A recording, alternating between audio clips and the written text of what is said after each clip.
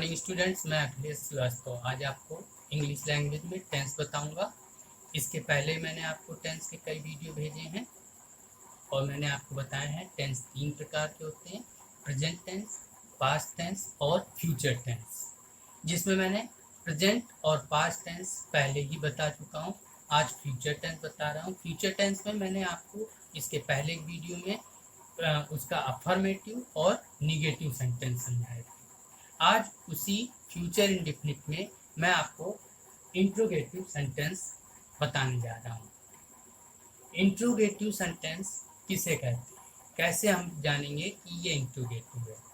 इसके लिए इसकी पहचान जरूरी है और पहचान इसकी ये है कि जब भी कोई ऐसा सेंटेंस जिसमें प्रश्न पूछा जाता है या कोई क्वेश्चन पुटअप किया जाता है, जैसे तुम कहाँ जा रहे हो, तुम्हारा क्या नाम है, तुम कब आओगे, तो ये सारे सेंटेंस हमारे क्वेश्चन के हैं, यानी क्वेश्चन पूछे जा रहे हैं, तो ये इंट्रोगेटिव सेंटेंस है।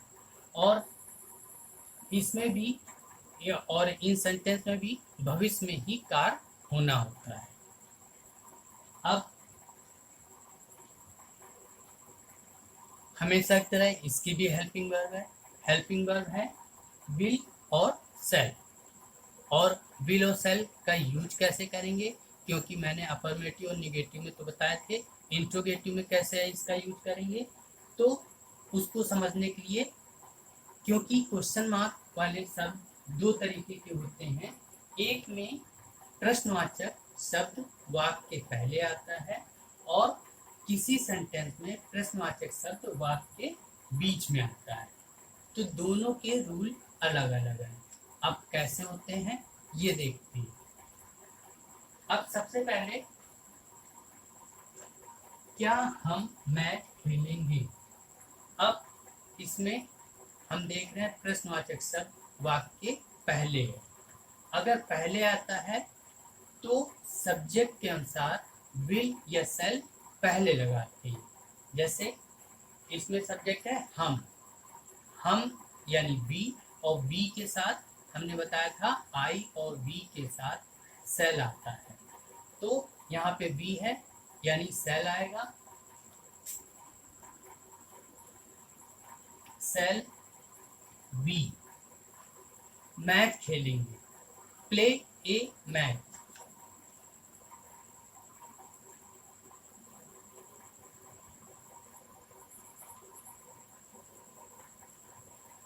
अब हर सेंटेंस के बाद जब सेंटेंस पूरा होता है तो फुल स्टॉप लगाते हैं, लेकिन ये क्वेश्चन मार्क है, इसलिए इसमें हम फुल स्टॉप नहीं लगाएंगे, इसमें हम क्वेश्चन मार्क लगाएंगे। क्यों? क्योंकि ये इंट्रोगेटिव सेंटेंस है।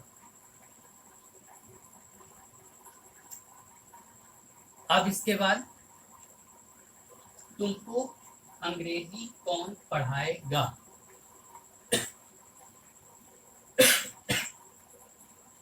यहाँ पे तुमको यानी यू।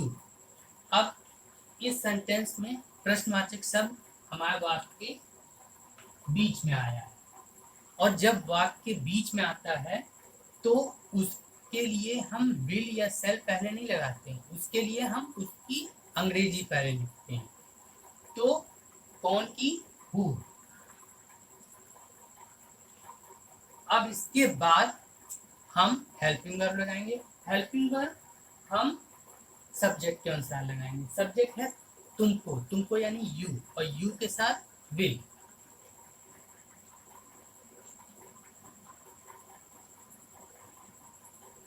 पढ़ाना, टीच। क्या पढ़ाना है? English. Who will teach English, who will teach you English, इस तरीके से। और ये सेंटेंस हमारा पूरा कंप्लीट हो गया, तो लास्ट में question mark. Who will teach you English. अब इसके बाद नंबर 3 आता है। 3 में है क्या हम चाय पिएंगे। अब इसमें भी क्वेश्चन मार्क शब्द हमारा कब आया है?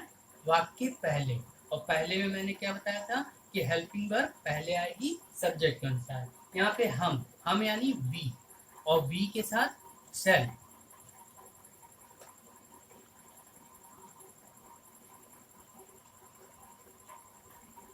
अब चाय पीना, ड्रिंक टी।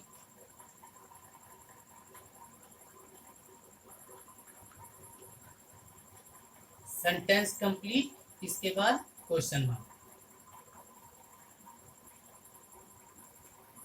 नंबर 4 पे आते हैं।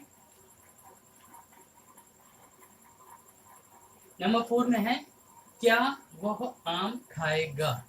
अब इसमें भी प्रश्नवाचक शब्द वाक्य पहले आया है, यानी विल या सेल पहले लगाएंगे, लेकिन सब्जेक्ट के अनुसार अलग अलग। वो है यानी ही है, तो ही के साथ क्या आएगा, विल। अब लेकिन अब जैसे इसका है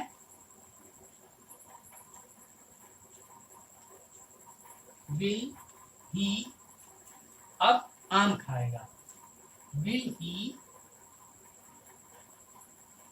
ईट मैंगो, और लास्ट में क्वेश्चन मार्क। अब इसके बाद आता है वह पुस्तक कब खरीदेगा। अब यहाँ पे क्वेश्चन मार्क कहाँ है, ये। अब ये सेंटेंस के बीच में आया है, बीच में आने पे सबसे पहले इसकी अंग्रेजी लिखेंगे, और अंग्रेजी कब यानी व्हेन। इसके बाद वह है हमारा सब्जेक्ट, तो वह की यानी ही के साथ विल।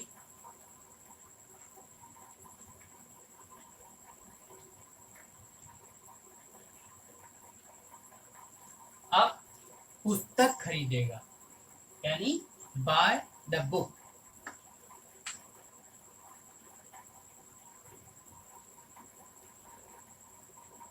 और लास्ट में क्वेश्चन मार्क साइन। इस तरीके से हमारा ये इंट्रोगेटिव सेंटेंस कंप्लीट हुआ। अब उम्मीद करता हूँ आपको ये समझ में आया होगा, और इसके बाद इसकी दूसरी और भी जो टेंस हैं वो आपको मैं नेक्स्ट वीडियो में दूंगा। तब तक धन्यवाद।